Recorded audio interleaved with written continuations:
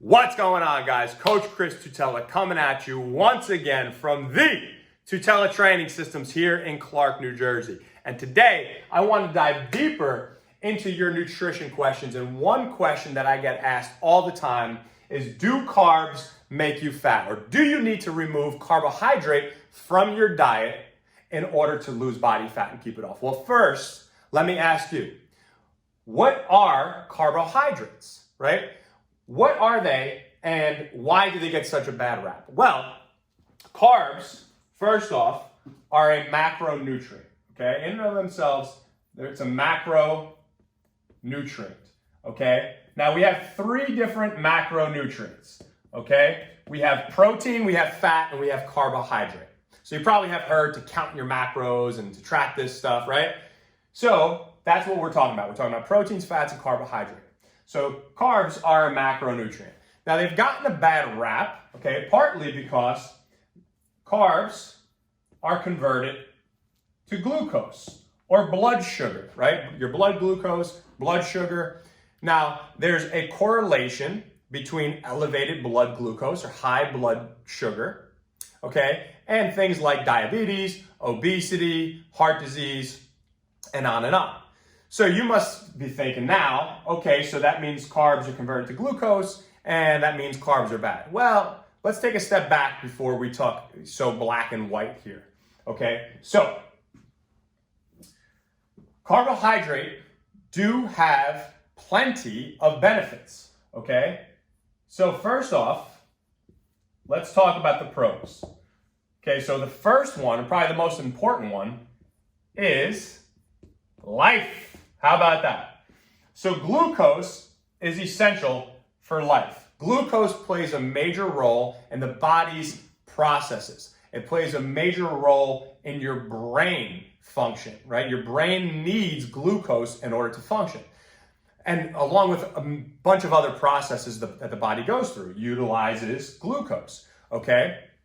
So now, your body is going to utilize glucose for these processes one way or another. It's either going to take them through the food that you ingest, right? Through the carbohydrate that you actually consume, or it can convert other macronutrients like proteins and fats into glucose through processes like gluconeogenesis or even ketosis, assuming that there's enough protein and fat available for those things to happen, but that's another topic for another day. Okay, but what you need to know is one way or another, your body's going to utilize glucose, okay, to help you survive.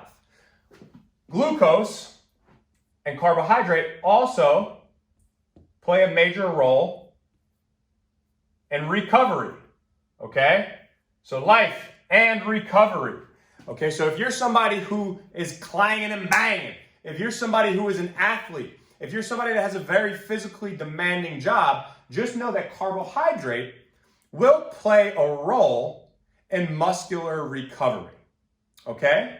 Another thing is energy, okay? The body uses glucose to create ATP through different energy systems and energy sources to produce energy, okay? So there are some benefits here, okay? But first, before we have such a blanket statement like these carbohydrates are good for this, okay, let's talk about a few things first, okay? Like one of the most important things, quality, okay? Where are your carbohydrates coming from? What sources of food are you consuming to complete your carbohydrate intake, okay?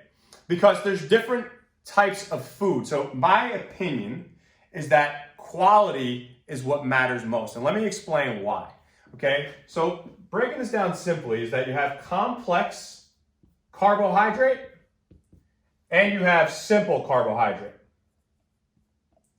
Okay, so the complex carbohydrate are mostly going to come from whole food sources.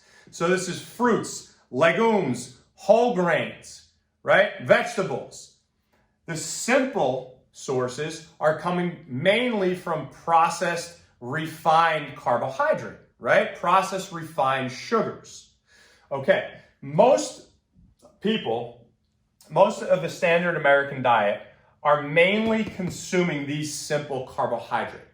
So what's the downside of that? Well, if you look at complex carbohydrate from whole food, from real food sources, not only are you taking in carbohydrate, but you're also taking in micronutrients like vitamins and minerals. You're also taking in fiber.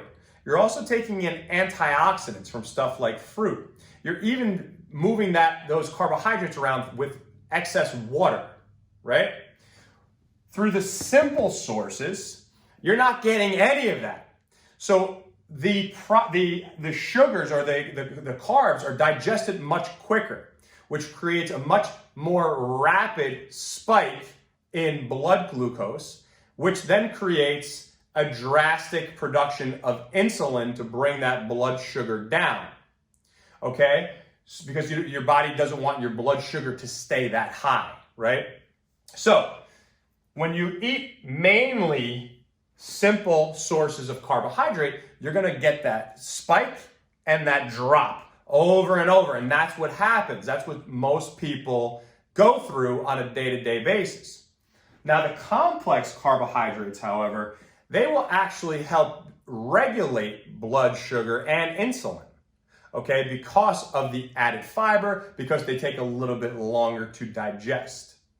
So now when you look at the big picture, not all carbs are created equal. There is a divide here, and there's a major difference between the two, okay?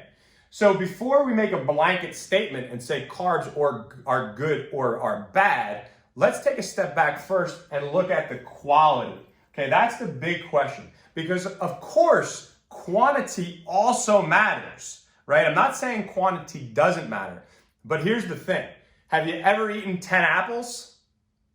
Probably not. Have you ever eaten 10 cookies? I eat 10 packs of cookies on occasion, okay? It gets a little nuts, it gets a little crazy. I'm sure you've been there too, don't judge me, okay? But it's much easier to consume way more calorie dense, right? Calorie dense foods, processed foods, okay? Simple carbohydrate that have very minimal nutritional value, basically zero nutritional value, okay, versus foods or carbohydrate that are nutrient dense, that will help regulate our blood sugar. Now, the quantity, that we could take a look at many different factors, right, on how many carbohydrates should you consume on a day-to-day basis, because that's what you might be thinking now. You might be saying to yourself, well, how many carbs should I consume? The answer, and I hate to say it, is it depends. It depends on you. Because are you somebody who trains 3 times a day?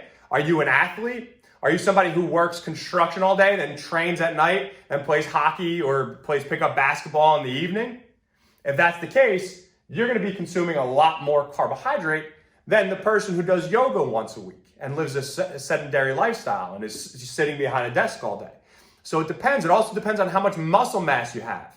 It also depends on the duration of your training, not just the frequency of your training, but the duration. How much body fat do you have?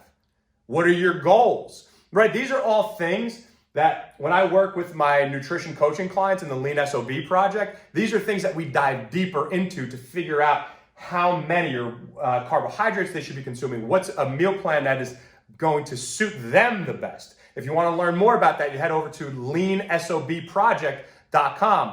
But these are things that we always are trying to figure out, guys. There's not a one-size-fits-all approach. So the next time, before somebody says that carbs are bad or that you need carbs or that you don't need carbs and you should go keto, there's a lot of things that I want you to think about before you make that decision. If you want my help, you could always shoot me a DM over here on Instagram. If you're watching this somewhere else, it's at Chris_Tutela, Tutela on IG.